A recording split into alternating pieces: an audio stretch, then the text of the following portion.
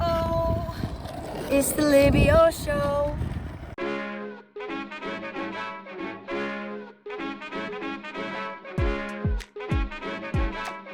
How did she do it? Do it. Libby. Libby. Libby. 3, 2, Libby. 1. It's the Libby O Show.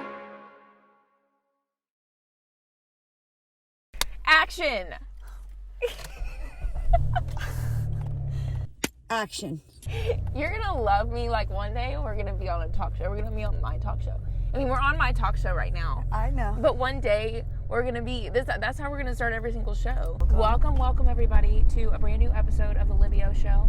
My friend LJ and I are driving in her Jeep to a parking lot. Sounds sketchy, but it's not. Driving to a parking lot to have a chat about life, about her music, about her favorite activity in the world, which we're not going to tell you about yet because One of my favorite. one of the favorite activities. But actually, you have a second activity. That's hanging out with me. So, tell me about this Jeep. When did you get it? This is a 2001 Jeep Cherokee.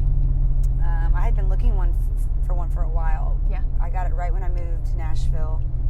I got it like we moved here in August in 2016. I got it that September because I needed a car. I didn't have a car. Mm-hmm. We just had Ricky's Jeep, and I went on Craigslist. And I think the second day I was just looking on Craigslist for something. So I was looking for like an old school classic, this style of Jeep. I find this one, and it was crazy. Within like 24 hours of finding it, it was mine. Like, it was really cool. Yeah, so we drove out to get it. It actually had bigger tires than what this has on now. They were huge. How did it? I felt like I was driving a that? tractor. When I picked it up, I was like, because it was a country boy that owned it.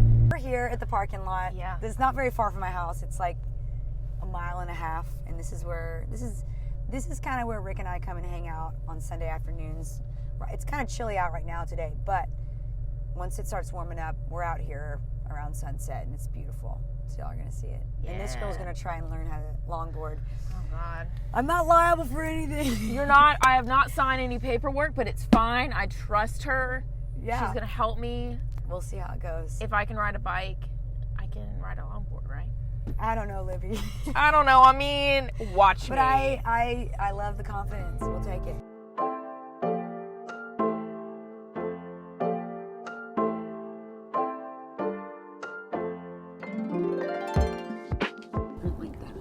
All right, so we've picked our spot.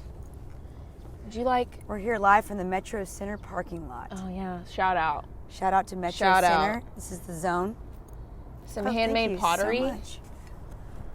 I have a matching one.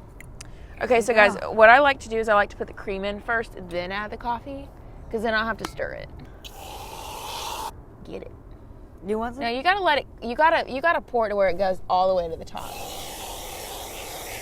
Oh, that's so much though. That's great. How am I gonna drink that? Okay, cheers. Cheers. You're the one that wanted it to go to the very top. You want one? Those are my favorite. I'll take one. Get the first one. Oh yeah, these are my favorite. Do you put these in the freezer? I put the Thin Mints in the freezer. Oh my gosh, so freaking good. So, what were you interested in when you were a kid? Longboarding, I feel like, what you're about to do. Skateboarding, surfing. I love basketball. I played basketball growing up. Volleyball. Yeah, anything competitive games. I love all that. Would you consider yourself, because I know you said earlier Ricky is competitive. Are you competitive? Very. Okay. That's why we have to be on the same team. Or we'll fight it out. So as a creative person, do you feel like you're more hard on yourself than you should be? Absolutely, times? yes. I do. I think a lot of creatives are perfectionists. You know, we can go over something so many times till it's perfect, or do a vocal or whatever that may be, and it's like sometimes I'm learning to just let it be what it is. Like if it feels good, it feels right, just let it be. But for the most part, I can't get too nitpicky on anything I'm doing because I would drive myself crazy. Yeah. So I've been learning to really like just embrace my creative flow and not overthink it. Yeah. Yeah. Which is hard to do. Talk about what success means to you and what the word gift means to you. So success and having a gift that, you know, do you feel like those overlap sometimes and it gets a little confusing? Like, do you kind of know where I'm going with that? I think people can get wrapped up in their gifts and it becomes no longer about the why. Like, why am I doing this? And I think gift, I'll cover the word gift first for me. I believe in my own walk and journey that God gives us certain gifts to be used. And in that, your identity doesn't come from that. It comes from Him. But the gifts that He's given us, those are our ways to reach people. It doesn't matter what you do for a living, whether it's music, whether you're a writer, whether you're a teacher, a fireman. Like, there's just different roles we have as people. And like, my sister's a nurse. And I think she has the gift of, she works in trauma. Like, if I were one day in trauma, I'd pass out. Blood, I can't do it. But there's people that are made for that. And I really believe that. Like, just same with doctors, same, even athletes. They're just, you can clearly see at a young age if someone's destined for something. And I think at a young age, I realized I could do music, and it was something that I knew was a gift, but I just didn't know, like, on my journey, like, how much I really loved it. The more I grew with it, I fell in love with it. And, I wouldn't say I'm a late bloomer in deciding to want to do music, because it doesn't really matter. But for me, I didn't move here when I was 18. I was, 27 when I moved here. And I came here with a dream and hoping that the gift that God gave me would bring success to my life. And success, I actually already feel like I'm succeeding. Like, I feel successful. Like, I feel like the music I'm putting out and just kind of where I'm at in my life. And I talked about this earlier about perspective. It's like, we always want more, of course. We want a bigger house, drive a nicer car, different things. But I think for me, really taking in the phases of life of where you're at and being grateful for those times, because I know one day Rick and I will look back on this time and miss it. The times where I was really, on the climb of this journey I'm on in music. But yeah, that's what that means to me. Was there somebody that you grew up being around that knew you had the gift and would remind you of that from time to time, but you didn't really know it back then? Like, you didn't look at that and say, oh, I am going to be on stage. But they were there and they would, like, speak words to you that would encourage you to continue to do that. Yeah, I think my parents, they've always been supportive of me and my siblings dreaming, like, having dreams and wanting to do things, and they've always supported it. And, my dad has always been, if you're going to go after something, don't half-ass it. Go all the way. Just do it. And when I told him I no longer wanted to go to school because I was at a junior college, and I was pretty miserable because I just wasn't intrigued by school, like schoolwork, going to school. I've always been that way. And I just told my dad, you got to trust me. I don't want to do music anymore. I'm wasting my time, and I don't want you to waste your money. And I want to do music. And that's what he was like, if that's something that you want to do, then go all the way. Yeah, 100%. Give it your 100%. So let's talk about more of your songs. Pick Me is one that you just released, which I'm sure we'll get into down the road in a different episode. But yes, briefly tell everybody about it and what it means to you. Yeah, I wrote this song with Jeremy Stover and Paul DiGiovanni, and I remember exactly the day in the room over at Universal. That's when Paul used to be at his older spot before he moved into his new studio. And Jeremy and I got to talking, about what we wanted to write about that day, and we started talking about flowers and how, like, sometimes you just want to leave a flower and not pick it. Just leave it. Leave it alone. And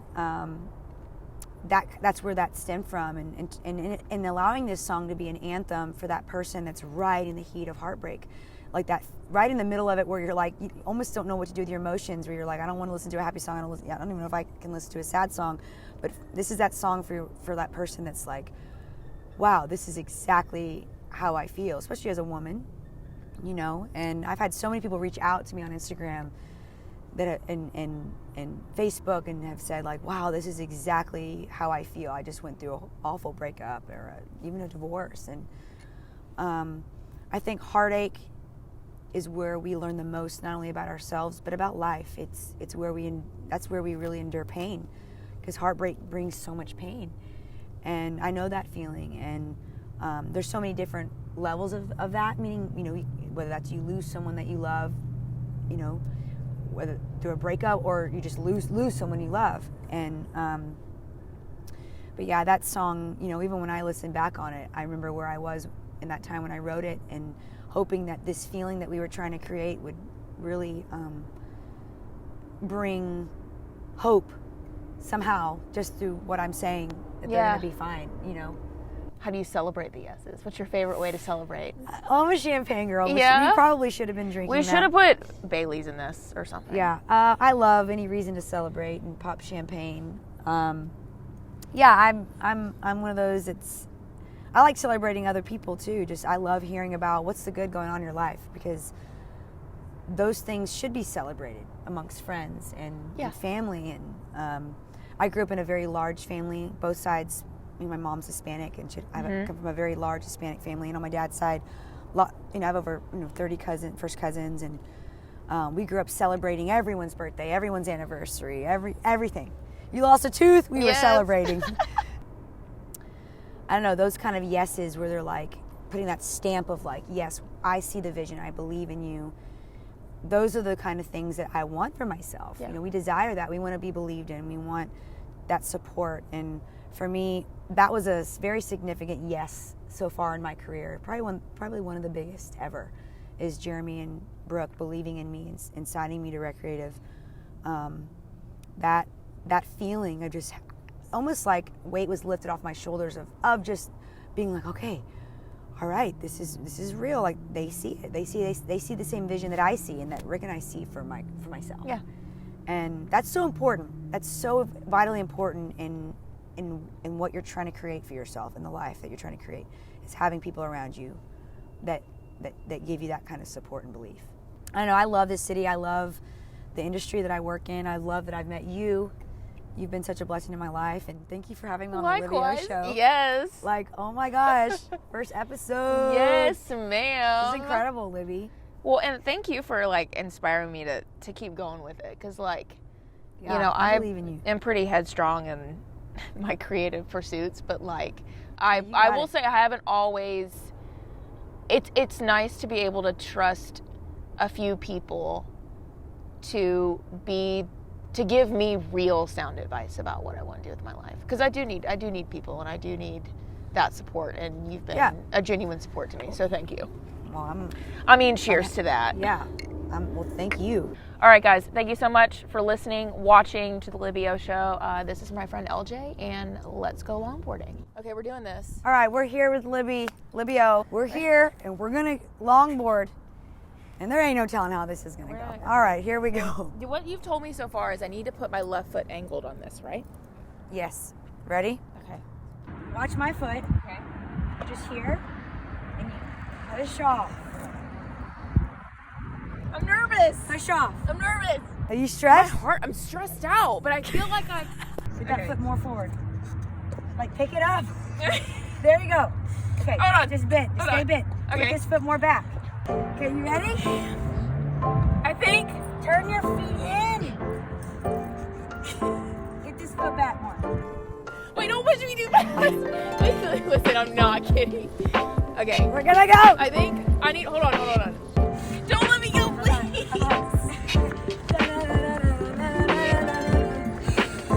This is hard. Oh my God. Okay, Libby's gonna do this all by herself. What'd you tell them? You can do it by yourself. Oh, okay.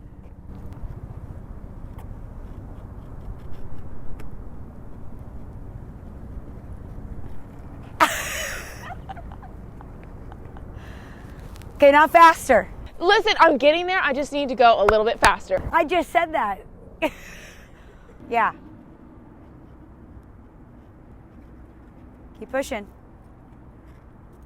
Keep pushing. Yep. I think I've got it. We have a couple more practices, but I think after the 100th try, we've made it through level 1, beginner stage. Beginner stage. Everyone, thank you so much for watching the Libby O Show. LJ? Wait, where do you do that again? We're gonna do that. Were you not ready? I don't know what you're saying LJ for. You go LJ. Or I thought you were just gonna say like thanks for watching. Thank you, LJ, for joining me and teaching me a new skill. Absolutely. I feel like I need to go listen to Avril Lavigne after this or something. All right, let's go. Let's go. You gotta go a little slower for me because... No, Libby, you gotta just go. Come on!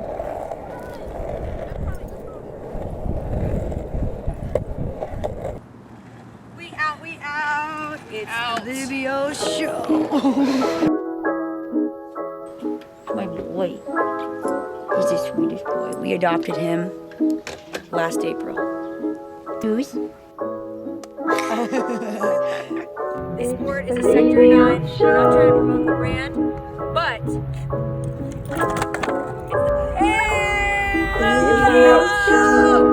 that is so good. Oh, somebody hit a bird. This is freaking good. The coconut donut. It's so good. Get it, y'all. Get it. We around here in Metro Center, we shred the gnar.